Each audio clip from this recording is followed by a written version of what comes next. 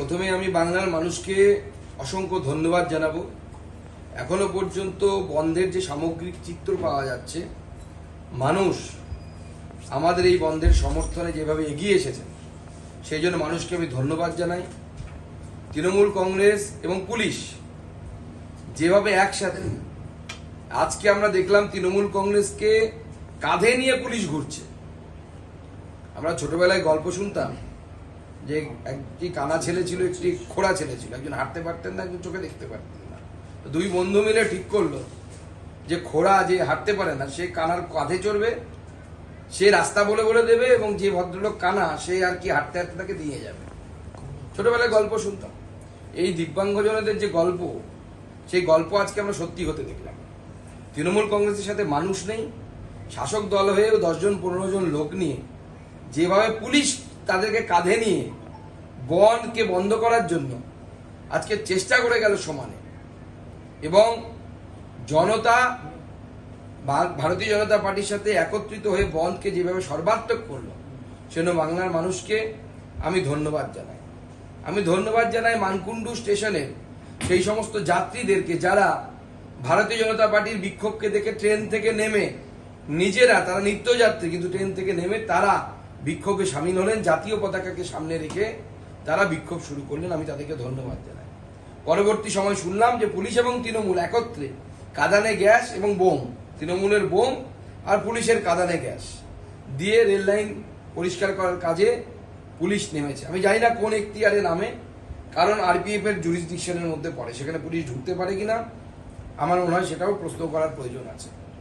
কিন্তু আমি পুলিশকে বলতে চাই, যেভাবে আপনারা টেনে হিচড়ে ভারতীয় জনতা পার্টির নেতৃত্বদেরকে, প্রাক্তন সভাপতি রাহুল সেনা, আমাদের রাজ্যসভার সাংসদ শ্রমিক ভট্টাচার্য, লকেট চ্যাটার্জি, আমাদের সাধারণ সম্পাদিকা সহ সজল ঘোষ, তারও বাড়ি পুলিশ এই মুহূর্তে ঘিরে ধরেছে। গুন্ডামি হচ্ছে, আমরা সব নজরে রাখছি, কিন্তু কোন কোন পুলিশ অফিসার কি করছে আমরা পরিষ্কার বলে দিতে চাই। তৃণমূল কংগ্রেস এই পুলিশকে নামিয়েছে যে তাদের ছাত্র সমাবেশের জন্য রাস্তা পরিষ্কার করার জন্য। আপনারা বাংলার জনতার চাকর, মমতা বন্দ্যোপাধ্যায়ের বাড়ির চাকর না। সেই জন্য এখনো সামলে যান, সময় এসেছে। এরপরে জনতা কিন্তু পুলিশকে তাড়া করে মারবে। সেই সময় আসছে যখন বাংলার জনতা এই পুলিশকে ধাওয়া করবে, পুলিশকে মারবে, বাধ্য হবে মারতে। আপনারা যেভাবে দলদাসের মতো কাজ করছেন, আর শ্রমিক ভট্টাচার্যের মতো একজন নেতাকে আপনারা টেনে হিচড়ে তুলে নিয়ে যাচ্ছেন, অ্যারেস্ট করছেন। শিষ্টাচার, ভদ্রতা, শিক্ষা বলে তো একটা কথা আছে নাকি? বাংলাকে মাননীয় মুখ্যমন্ত্রী কি করতে চাইছেন? পুলিশ স্টেট তৈরি বন্ধের সমর্থনে বাগুইঘাটিতে? অবশ্যই পথে থাকবো, আমার কর্মীরা পথে আছে, আমিও পথে থাকবো। বিভিন্ন জায়গায় দেখা যাচ্ছে সুকান্ত দা, পুলিশের আগে তৃণমূল কংগ্রেস কর্মীরা বিজেপি কর্মী সমর্থকদের তাদের ঘিরে নিচ্ছে, সেখানে একটা ক্যাওস তৈরি করছে, তারপর পুলিশ সক্রিয় হচ্ছে। সেটাই তো বলছি, পুলিশ এবং তৃণমূল হাতে হাত রেখে আইতে হবে সহচরী, হাতে হাতে ধরি ধরি নাচিপুর গিরিগিরি গাই হিপোগার। এখানে পুলিশ এবং তৃণমূল হাত ধরে এগোচ্ছে, প্ল্যান করে করা হয়েছে, এবং পেছনে মমতা বন্দ্যোপাধ্যায় আছে। মমতা বন্দ্যোপাধ্যায়ের প্ল্যানিং গণতন্ত্রকে স্তব্ধ করার জন্য। একটি বিরোধী দল বন্ধ দেখেছে, রাজ্য সরকার সেই বন্ধকে অসফল করার চেষ্টা করবে, আমরা সেটাও মেনে নিচ্ছি। পুলিশ আমাদের কর্মীদেরকে গ্রেপ্তার করবে, সেটাও আমরা মেনে নিচ্ছি। কিন্তু তৃণমূল কংগ্রেসের হারমাত বাহিনীকে সব উত্তর কলকাতায় দেখলাম, শ্যামবাজার মোড়ে প্রমোটার আর যারা বালি সিমেন্ট সাপ্লাই করে সব ব্যাটাগুলো নেমেছে, যদি স্কোয়ার ফিটে টাকা তোলা বন্ধ না হয়ে যায়। তারা গিয়ে তৃণমূলের হয়ে, তারা তৃণমূলের নেতৃত্ব হয়ে বিজেপির কর্মীদের উপর হামলা করছে। কালকের যে নবান্ন অভিযান ছাত্র সমাজের ডাকা, সেই নবান্ন অভিযান বিজেপি স্পন্সর, সমস্ত বিজেপি নেতৃত্ব তারা এই ছাত্র সমাজের নামে তারা আড়ালে ছিলেন, এবং সেই কারণে তীব্র অশান্তির ঘটনা ঘটলো কালকে। পুলিশ এবং সরকারের বা রাজ্য সরকারের এটাই বক্তব্য।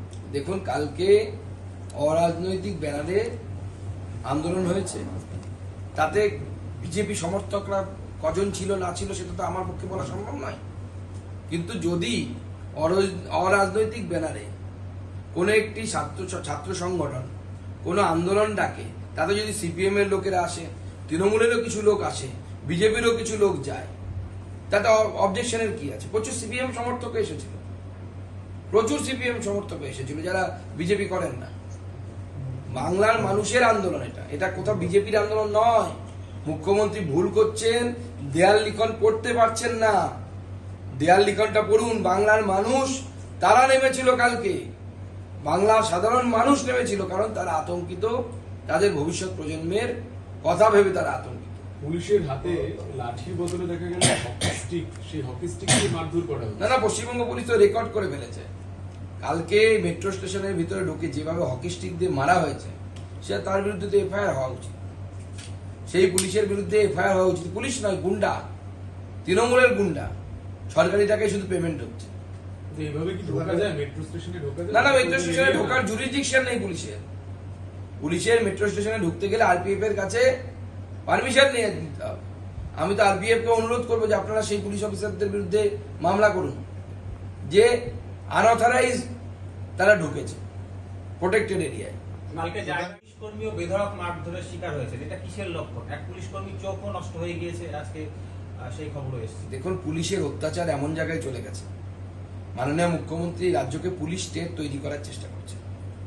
আন্দোলনের কথা ছেড়ে দিন, গতকাল বা গত পরশু একজন সিভিক ভলেন্টিয়ার গাড়ি ধরে ফাইন করার জন্য এবং মারধর করার জন্য সাধারণ মানুষ ওখানকার তারা অতিষ্ঠ হয়ে সেই সিভিক ভলেন্টিয়ারকে মারধর করেছে। কেন হচ্ছে? মানুষের মধ্যে আক্রোশটা এত বেড়ে যাচ্ছে, তার কারণ পুলিশের তোলাবাজি।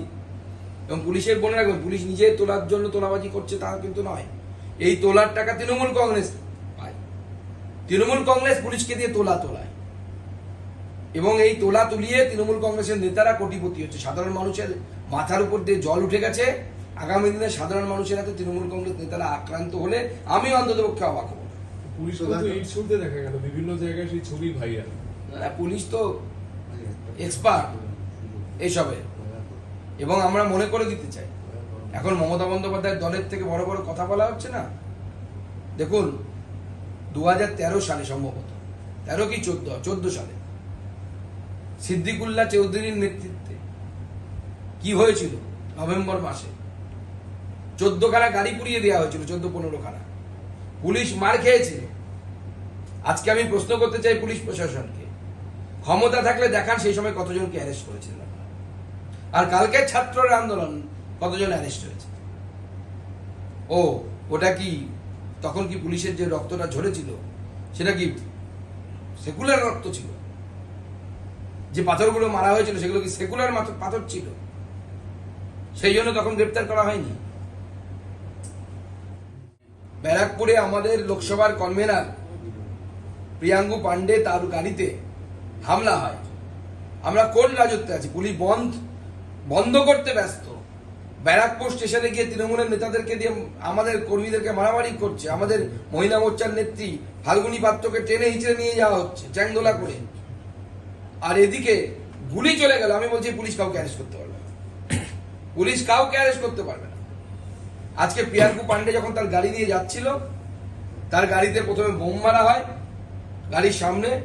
যখন তারা বোম দেখে গাড়ি ঘুরিয়ে নিয়ে পেছন দিক দিয়ে যাওয়ার চেষ্টা করছিল, সেই সময় তৃণমূল আশ্রিত দুষ্কৃতীরা আসে এবং তারা 3 রাউন্ড গুলি চালায়। টার্গেট ছিল প্রিয়াঙ্কু পান্ডে। সৌভাগ্যবশত সে রক্ষা পেয়েছে। তার ড্রাইভারের কানের পাশ দিয়ে গুলি গেছে, কানে লেগেছে।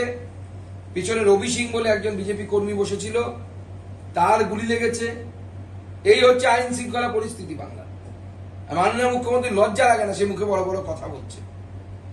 তার জন্য যে নির্যাতিতা মারা গেল, তার জন্য নির্যাতিতা বিচার পাচ্ছে না, তার পুলিশের জন্য সমস্ত তথ্য প্রমাণ লোপাট করে দিয়েছে। আজকে তিনি তার ছাত্র সমাবেশ, যাতে একজন 69 বছরের ছাত্রী বক্তব্য রাখবেন, সেই সমাবেশকে তিনি বলছেন ওই মহিলার নামে, ওই মহিলা ডাক্তারের নামে, নির্যাতিতার নামে উৎসর্গ করলাম। জুতো মেরে গরুদার, এরকম উৎসর্গ আপনার চাই না বাংলার মানুষ।